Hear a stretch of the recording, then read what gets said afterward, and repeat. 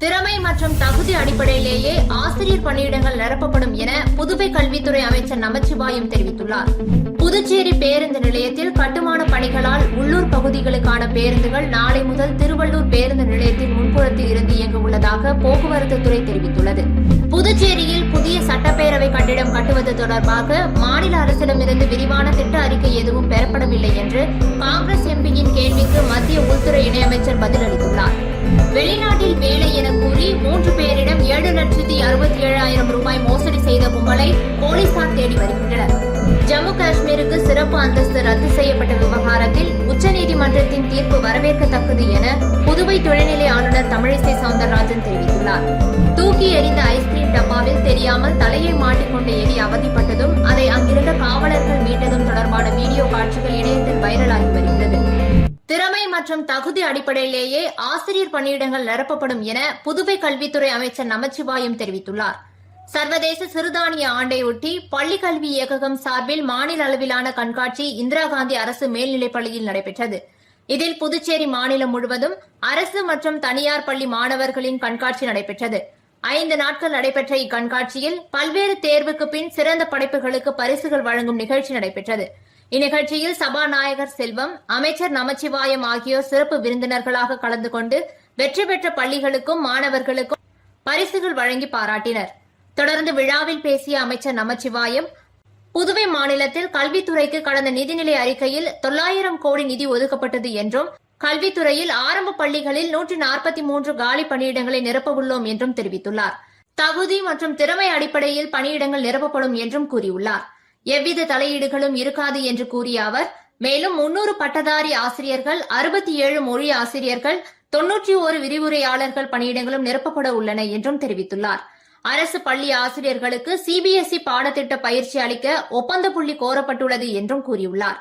விழாவில் அரசு கொறடா ஏகேடி ஆறுமுகம், கல்வித்துறை இயக்குநர் பிரியதர்ஷினி, இணை இயக்குநர் சிவகாமி, பள்ளி துணை முதல்வர் சந்திரன் உள்ளிட்டோர் கலந்து கொண்டனர். புதுச்சேரி பேருந்து நிலையத்தில் கட்டுமான பணிகளால் உள்ளூர் பகுதிகளுக்கான பேருந்துகள் நாளை முதல் திருவள்ளூர் பேருந்து நிலையத்தின் முன்புறத்தில் இருந்து இயங்க உள்ளதாக போக்குவரத்து துறை தெரிவித்துள்ளது. புதுச்சேரி போக்குவரத்து ஆணையர் சிவக்குமார் வெளியிட்டுள்ள செய்திக்குறிப்பில், புதுச்சேரி புதிய பேருந்து நிலையத்தில் தற்போது கட்டுமான பணிகள் நடந்து வருகின்றன. இந்த பணிகளை விரைந்து முடிக்க ஏதுவாக இங்கிருந்து பாகூர், கரையாம்புத்தூர், கன்னியகோவில், கனகசெட்டிக்குளம், மதகடிப்பட்டு, மடுக்கரை, திருக்கனூர், கோரிமேடு, வீராம்பட்டினம், வில்லியனூர் போன்ற பகுதிகளுக்கு செல்லும் பேருந்துகள் நாளை முதல் மறைமலை அடிகள் சாலையில் வெங்கட சுப்ப ரெட்டியார் சிலை அருகில் உள்ள திருவள்ளுவர் பேருந்து நிலையத்தின் முன்புறத்தில் இருந்து இயங்கும். மேலும் கடலூர், விழுப்புரம், திண்டிவனம், திருவண்ணாமலை, காரைக்கால், சென்னை போன்ற ஊர்களுக்கு செல்லும் வெளியூர் பேருந்துகள் மறு அறிவிப்பு வரும் வரை தற்போது உள்ள புதிய பேருந்து நிலையத்தில் இருந்தே இயங்கும். அரசின் இந்த நடவடிக்கைக்கு பேருந்து உரிமையாளர்கள், பொதுமக்கள் அனைவரும் ஒத்துழைப்பு தர வேண்டும் என குறிப்பிடப்பட்டுள்ளது. புதுச்சேரியில் புதிய சட்டப்பேரவை கட்டிடம் கட்டுவது தொடர்பாக மாநில அரசிடமிருந்து விரிவான திட்ட அறிக்கை எதுவும் பெறப்படவில்லை என்று காங்கிரஸ் எம்பியின் கேள்விக்கு மத்திய உள்துறை இணையமைச்சர் பதிலளித்துள்ளார். புதுவை மாநில காங்கிரஸ் தலைவர் வைத்தியலிங்கம் எம்பி அலுவலகம் வெளியிட்ட செய்திக்குறிப்பில், புதுச்சேரியில் புதிய சட்டப்பேரவை கட்டிடம் கட்டுவதற்கு மத்திய அரசு அளித்த நிதி குறித்து மக்களவையில் வைத்தியலிங்கம் எம்பி எழுப்பிய கேள்விக்கு மத்திய உள்துறை இணையமைச்சர் நித்யானந்த ராய் எழுத்துப்பூர்வமாக பதிலளித்துள்ளார். அதில் புதுவை அரசிடமிருந்து பெறப்பட்ட தகவல்களின்படி புதிய சட்டப்பேரவை கட்டிடம் கட்டுவதற்கான திட்டமானது பூர்வாங்க கருத்துரு அளவில்தான் உள்ளது என்றும், புதுவை அரசால் புதிய சட்டப்பேரவை கட்டிடம் கட்டுவதற்கான விரிவான திட்ட அறிக்கையும் மத்திய நிதி உதவி கேட்டு மத்திய உள்துறை அமைச்சகத்தால் இதுநாள் வரை பெறப்படவில்லை என்று இணையமைச்சர் தெரிவித்ததாக அதில் குறிப்பிடப்பட்டுள்ளது. வெளிநாட்டில் வேலை என கூறி 3 பேரிடம் 7,67,000 ரூபாய் மோசடி செய்த கும்பலை போலீசார் தேடி வருகின்றனர். துப்ராயப்பேட்டை ராஜீவ்காந்தி நகரை சேர்ந்தவர் ஹரிஹரன். இவருக்கு கடந்த ஜூலை 29ஆம் தேதி மர்ம நபர் ஒருவர் வாட்ஸ்அப் மூலம் தொடர்பு கொண்டு வெளிநாட்டில் வேலை உள்ளதாக தெரிவித்துள்ளார். அதற்காக அவர் மர்ம நபர் கூறிய வங்கிக் கணக்கிற்கு 1,47,000 ரூபாய் அனுப்பி ஏமாந்தார். பாக்குமுடையான்பேட்டை மதுசூதனன் என்பவரிடம் பகுதி நேர வேலை இருப்பதாக கூறி அவரிடம் மர்ம நபர்கள் 3,52,000 ரூபாயை அபகரித்தனர். சாரம் வேல்முருகன் நகரை சேர்ந்தவர் நந்தகுமார். இவரை தொடர்பு கொண்ட மர்ம கும்பல் ஆன்லைன் மூலம் சம்பாதிக்கலாம் என ஆசை வார்த்தை கூறியது. அதை நம்பி அவர் தவணை முறையில் 2,68,000 ரூபாய் அனுப்பி ஏமாந்துள்ளார். மூவரும் அளித்த புகாரின் பேரில் சைபர் கிரைம் போலீசார் வழக்கு பதிந்து மோசடி கும்பலை தேடி வருகின்றனர். ப்ரீபெய்டு மின் மீட்டர் திட்டத்திற்கு எதிர்ப்பு தெரிவித்து 1 லட்சம் கையெழுத்து படிவங்களை தட்டு வண்டியில் எடுத்துக்கொண்டு சட்டப்பேரவை நோக்கி வந்த மார்க்சிஸ்ட் கம்யூனிஸ்ட் கட்சியினரை காவல்துறையினர் தடுத்து நிறுத்தியதால் காவல்துறைக்கும் போராட்டக்காரர்களுக்கும் தள்ளுமுள்ளு ஏற்பட்டதால் பரபரப்பு ஏற்பட்டது. ப்ரீபெய்டு மின் மீட்டர் பொருத்த எதிர்ப்பு தெரிவித்து புதுச்சேரி மக்களிடம் மார்க்சிஸ்ட் கம்யூனிஸ்ட் கட்சி சார்பில் 1 லட்சம் கையெழுத்து பெறப்பட்டது. இந்த கையெழுத்து படிவங்களை தட்டு வண்டியில் வைத்து முதலமைச்சர் ரங்கசாமியை சட்டசபையில் சந்தித்து வழங்க ஊர்வலம் நடந்தது. பெரியார் சிலை அருகிலிருந்து ஊர்வலம் புறப்பட்டது. ஊர்வலத்துக்கு மார்க்சிஸ்ட் மாநில செயலாளர் ராஜாங்கம் தலைமை வகித்திட தமிழ் மாநில அரசியல் தலைமைக்குழு உறுப்பினர் ஜி ராமகிருஷ்ணன் ஊர்வலத்தை தொடங்கி வைத்தார். ஊர்வலம் காமராஜர் சாலை மிஷன் வீதி வழியாக சட்டசபை நோக்கி வந்தது. அவர்களை ஆம்பூர் சாலை அருகே போலீசார் தடுத்து நிறுத்தினர். அப்போது போலீசாருக்கும் கட்சியினருக்கும் இடையே வாக்குவாதம் தள்ளுமுள்ளு ஏற்பட்டது. அதைத் தொடர்ந்து அங்கு ஆர்ப்பாட்டம் நடத்தி கண்டன உரையாற்றினர். இதன்பின் தட்டு வண்டியில் கொண்டுவரப்பட்ட பொதுமக்களிடம் பெறப்பட்ட 1 லட்சம் கையெழுத்து பிரதிகள் முதலமைச்சர் அலுவலகத்தில் ஒப்படைக்கப்பட்டது. ஜம்மு காஷ்மீருக்கு சிறப்பு அந்தஸ்து ரத்து செய்யப்பட்ட விவகாரத்தில் உச்சநீதிமன்றத்தின் தீர்ப்பு வரவேற்கத்தக்கது என புதுவை துணைநிலை ஆளுநர் தமிழிசை சவுந்தரராஜன் தெரிவித்துள்ளார். புதுச்சேரி துணைநிலை ஆளுநர் தமிழிசை சவுந்தரராஜன் வெளியிட்டுள்ள அறிக்கையில் ஜம்மு காஷ்மீர் இந்தியாவின் ஒருங்கிணைந்த பகுதிதான், சிறப்பு சட்டப்பிரிவு 370 தற்காலிகமானதுதான் என்று தெரிவித்துள்ளார். அதை ரத்து செய்தது சரியே என உச்சநீதிமன்றம் தீர்ப்பு அளித்திருப்பது வரவேற்கத்தக்கது என்று கூறிய அவர், ஜம்மு காஷ்மீர் நமது ஜனநாயகத்தின் கட்டமைப்பிற்குள் வந்து பிரதமர் மோடியின் வழிகாட்டுதலில் காஷ்மீர் முதல் கன்னியாகுமரி வரை வளர்ச்சி பாதையில் செல்லும் என குறிப்பிடப்பட்டுள்ளது.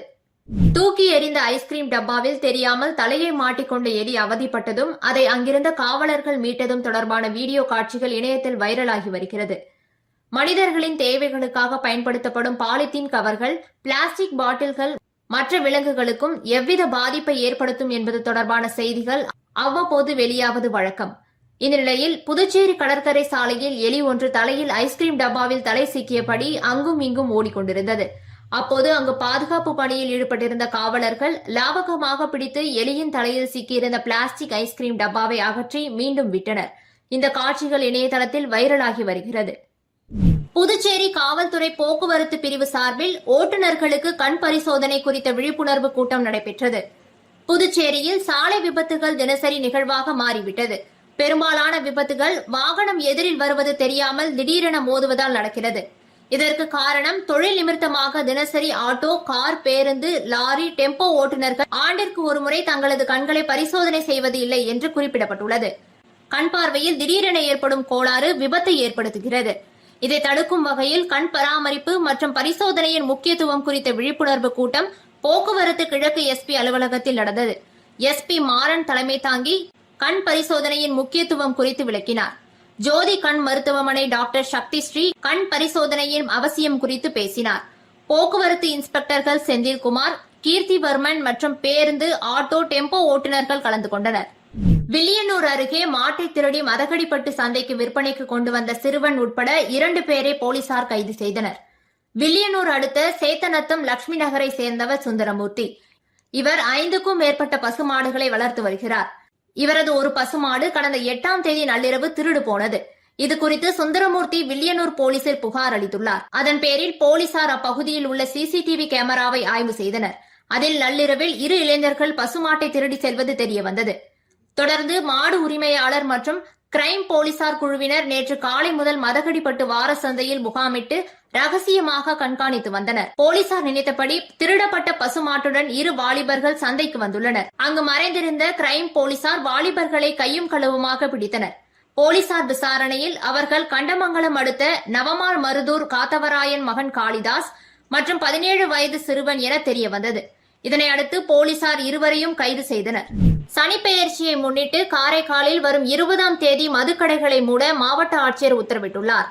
காரைக்கால் மாவட்டத்தில் திருநள்ளாறு தர்பரணேஸ்வரர் கோவிலில் வரும் 20ஆம் தேதி சனிப்பெயர்ச்சி விழா நடைபெற உள்ளது. இதையொட்டி சட்ட ஒழுங்கு பிரச்சினை ஏற்படாமல் இருப்பதற்காக சனிப்பெயர்ச்சி அன்று 20ஆம் தேதி காரைக்கால் மாவட்டத்தில் உள்ள அனைத்து கள்ளுக்கடை, சாராயக்கடை, மதுபான கடைகளை மூட மாவட்ட ஆட்சியர் உத்தரவிட்டுள்ளார். மரக்காணம் அருகே ஞானக்கல்மேடு அருள்மிகு ஸ்ரீ சுயம்பு பூதகாளி அம்பாள் திருக்கோவிலில் கார்த்திகை மாத அமாவாசையை முன்னிட்டு தீச்சட்டி திருவிழா நடைபெற்றது.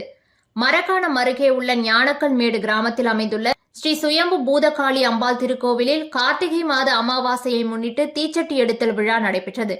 இதில் சுற்றுவட்டாரத்தை சேர்ந்த கிராம மக்கள் திரளாக கலந்து கொண்டு தீ மூட்டி கற்பூரம் ஏத்தி தீச்சட்டி எடுத்து தங்களது வேண்டுதலை நிறைவேற்றினர். முன்னதாக 300 சரவணன் குருக்களால் சிறப்பு யாகசாலை பூஜைகள் நடைபெற்றது.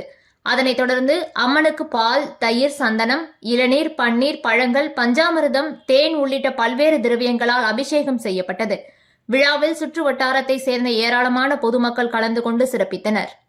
திறமை மற்றும் தகுதி அடிப்படையிலேயே ஆசிரியர் பணியிடங்கள் நிரப்பப்படும் என புதுவை கல்வித்துறை அமைச்சர் நமச்சிவாயம் தெரிவித்துள்ளார். புதுச்சேரி பேருந்து நிலையத்தில் கட்டுமான பணிகளால் உள்ளூர் பகுதிகளுக்கான பேருந்துகள் நாளை முதல் திருவள்ளூர் பேருந்து நிலையத்தின் முன்புறத்தில் இருந்து இயங்க உள்ளதாக போக்குவரத்து துறை தெரிவித்துள்ளது.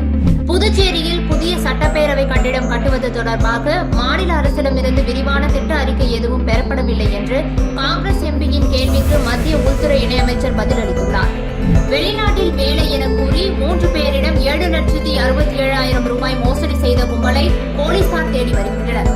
ஜம்மு காஷ்மீருக்கு சிறப்பு அந்தஸ்து ரத்து செய்யப்பட்ட விவகாரத்தில் உச்சநீதிமன்றத்தின் தீர்ப்பு வரவேற்கத்தக்கது என புதுவை துணைநிலை ஆளுநர் தமிழிசை சவுந்தரராஜன் தெரிவித்துள்ளார். தூக்கி எறிந்த ஐஸ்கிரீம் டப்பாவில் தெரியாமல் தலையை மாட்டிக்கொண்ட எலி அவதிப்பட்டதும் அதை அங்கிருந்த காவலர்கள் மீட்டதும் தொடர்பான வீடியோ காட்சிகள் இணையத்தில் வைரலாகி வருகிறது. இதுபோன்ற பல சுவாரஸ்யமான செய்திகளை உடனுக்குடன் தெரிந்து கொள்ள நமது சோழர்களம் யூடியூப் சேனலை சப்ஸ்கிரைப் செய்து கொள்ளுங்கள்.